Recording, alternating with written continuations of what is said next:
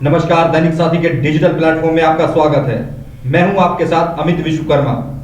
रेवाड़ी नगर परिषद अपने कार्यों की बजाय अपने कारनामों के चलते ज्यादा चर्चा में रहती है। एक बार फिर से नगर परिषद सुर्खियों में है। इस बार मामला कुछ और नहीं, यहाँ के कार्यकारी अधिकारी को ही यूटिलिटी कोर्ट में हाजिर होने के लिए कहा गया है, अर्थात ईओ हाजिर हो। यहाँ यह भी बताना जरूरी है कि नगर परिषद को हाजिर क्यों होना पड़ेगा। वरिष्ठ अधिवक्ता सुनील भार्गव द्वारा शहर में अतिक्रमण को लेकर एक याचिका पब्लिक यूटिलिटी कोर्ट में डाली गई थी।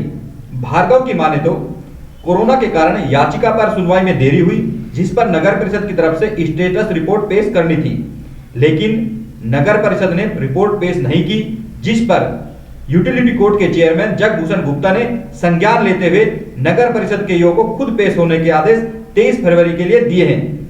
आदेश में यह भी कहा गया है कि इस मामले में क्या कार्रवाई हुई इसकी भी रिपोर्ट पेश करें तथा इसके साथ ही सेक्टर 4 हाउसिंग बोर्ड की सड़कों व पार्क के रखरखाव की रिपोर्ट देने के लिए भी कहा गया है। बता दें कि अधिवक्ता सुनील भार्गव कई वर्षों से शहर में सामाजिक मुद्दों को लेकर मुखर रहे हैं। शहर की सड़कों पर घूम रहे आवारा पशुओं से लेकर अन्य जनहित मुद्दों के समाधान के लिए कार्य कर रहे हैं। अब आपको अधिवक्ता से ही सुनाते हैं क्या है पूरा माजरा। जिस तरह से जो आपने मुद्दा उठाया है और अभी कोर्ट में उनको बुलाया गया तो क्या है पूरा मामला? मैंने ये 2019 दिसंबर 2019 में ये डाला था कि ट्रैफिक लाइट के बारे में और सीसीटीवी कैमरे के बारे में।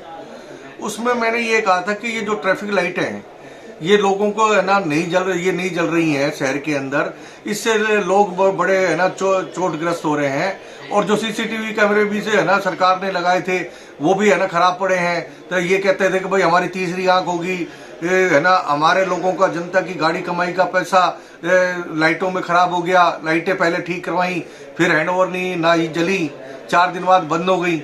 उसके बाद जो कैमरे थे आपने देखा होगा पूरे शहर के अंदर कैमरे लगाए गए थे, जो सेंट्रल से स्कीम आई थी और मंत्री जी ने ये ग्रांट दी थी और शहर को भी हमारी तीसरी आंख बनेगी। तीसरी आंख शहर के अंदर आपने देखा होगा कि आज तक मैंने तीसरी आंख है ना उजागर होते हुए नहीं देखा। तो इसको सोचकर मैंने पब्लिक यूटिलिटी कोर्ट में एक याचिका दायर की थी। उसमें मैंने 3-4 और वकील मेरे साथी थे। तो हमने ये सोचा कि भाई शहर की जो समस्या है उनको क्यों नहीं है ना उजागर किया जाए लोगों तक, और इस जो नगर परिषद है जो कार्य नहीं कर रही उसको उजागर करके और कोर्ट के माध्यम से हमें काम करवाना चाहिए। तो सर अब क्या आदेश दिए गए हैं? कोर्ट ने क्या आदेश दिए हैं? कोर्ट ने मैंने एक आपको पता है कि भाई है ना इसके मामले में ही नहीं एक अतिक्रमण के बारे में भी मैंने याचिका डाली थी और मैंने एक और याचिका डाली थी जो शहर की अतिक्रमण है। या कोर्ट ने आदेश दिए हैं कि 23 फरवरी 2022 को मैंने ये कहा कि भाई जो ट्रैफिक लाइट है ये कहते हैं भाई हमने ठीक कर दिए। मैं तो ठीक कर दिए तो फिर क्यों नहीं चलती? तो जज साहब ने ये कहा चलो मैं आपके साथ चलता हूँ। उसके अंदर हमारे नगर परिषद के जेई साहब पेश हुए थे तो उन्होंने ये कहा कि भाई हमने लाइटें ठीक कर दी हैं। तो जज साहब ने ये कहा कि भाई अपने ऑन ऑथ बयान करवा दो, अगर आपकी है ना ये बयान गलत हुए ऑन ऑथ तो मैं मुकदमा भी दर्ज कराऊंगा। तो उस पर उन्होंने ये कहा कि भाई हमने है ना एसपी साहब को लेटर लिख दिया है कि भाई ट्रैफिक लाइटें है ना हैंड ओवर करने के लिए। तो मैंने कहा जी पहले पैसा बर्बाद हो चुका है ट्रैफिक लाइटों पे, अब पैसा फिर बर्बाद हो रहा है और आज तक एक लाइट नहीं जल रही है। और कभी कोई आपने देखा होगा बड़े बड़े चौराहे पर एक व्हीकल इधर से आ जाता है इधर से आ जाता है। अभी एक अभय सिंह चौक पर एक इसी ट्रैफिक लाइट सुचारू रूप से ना चालू होने के कारण डेथ हो गई। और ऐसे बहुत से केसेस हैं जो रोज होते रहते हैं और जिनके चोट लगती रहती है, लेकिन लोग अपनी बातों को कहते नहीं है। वकील साहब लगातार इस तरह के मसले उठाते रहते हैं जो सामाजिक सरोकार से जुड़े हुए हैं। अब अतिक्रमण का मसला भी उठाया था, बताया जा रहा है कि नगर परिषद ने कोई जवाब ही नहीं दिया। इसमें क्या था पूरा मामला? अतिक्रमण के बारे में भी है ना 23 फरवरी लगी हुई है। उसके अंदर ये इन्होंने ये कहा कि हम समय समय पर चालान काट रहे हैं। मैं ये चालान काटने से कोई मकसद हल नहीं होता। इधर ये है ना 2 आदमी के चालान काट देते हैं, 20 आदमी फिर रोड पे इकट्ठे हो जाते हैं जब नगर परिषद आती है। तो इसका मतलब कहीं ना कहीं नगर परिषद अधिकारियों की सह है।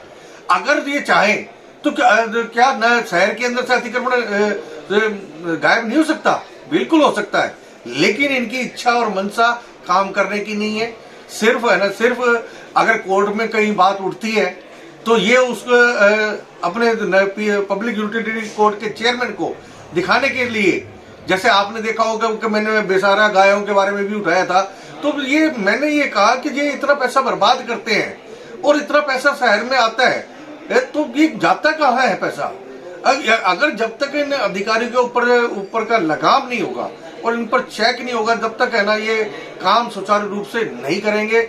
और मैं समय समय पर, मैं देखो मेरी आवाज चाहे कहीं पहुंचे या ना पहुंचे, लेकिन मैं अपनी आवाज को एक आम नागरिक होने के कारण उठाता रहूंगा और उठाता रहूंगा। भार्गव साहब, इनको कोर्ट में क्यों बुलाना पड़ा? क्या इनसे जवाब मांगा गया था, इस वजह से अभी इनको कोर्ट में पेश होना पड़ेगा? इन्होंने पीछे ईओ साहब आए थे करीब 4 महीने पहले, और वहां पर चेयरमैन साहब ने ये की थी कि आप अपनी स्टेटस रिपोर्ट दो, तो इन्होंने ये कहा कि और मैं आपको टाइम देता हूं, तो इनको टाइम दिया गया था। उसके बाद बीच में कोर्ट नहीं लगी, कोविड-19 के कारण बंद हो गई थी, तो इन्होंने ये कहा कि जी हम पेश कर देंगे।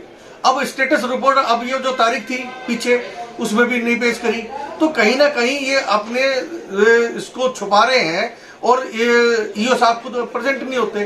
तो मैं फिर कोर्ट ने ये माना कि भाई जब एक आदमी, रेस्पॉन्सिबल आदमी यहाँ पर कोर्ट में आकर अपने ये कहता है कि मैं स्टेटस रिपोर्ट पेश कर दूंगा, और फिर कोर्ट की भी अवहेलना कर रहे हैं, तो अब उन्होंने ये कहा है कि आप खुद प्रेजेंट हो और मुझे ये चाहिए कि भाई आपने इस धरती पर कार्य क्या किया, प्रैक्टिकल कार्य क्या किया। ये नहीं है कि भाई हम कर रहे हैं, करने का मतलब नहीं है, आप अपने ऑन ऑथ बयान दें, और उस ऑन ऑथ बयान के अंदर अगर कोई भी रत्ती भर भी झूठ निकलता है तो जज साहब ने ये कहा मैं एफआईआर भी दर्ज कराऊंगा आपके खिलाफ। सर, जैसे लगातार आप जो आवारा बेसहारा पशु है इनकी भी मुद्दा उठाया, अपने कोर्ट तक भी आप पहुंचे, वो हालात इसमें बहुत ज्यादा सुधार नहीं हुआ, इसमें भी क्या कहेंगे आप? बिल्कुल सही कह रहे हैं। मैंने 2010 से लेकर अभी तक है ना आवारा पशुओं के कारण, बेसहारा पशुओं के आवाज उठाता रहा हूं, और अब भी सिविल कोर्ट यहाँ रेवाड़ी के अंदर पेंडिंग है जो मेरा है।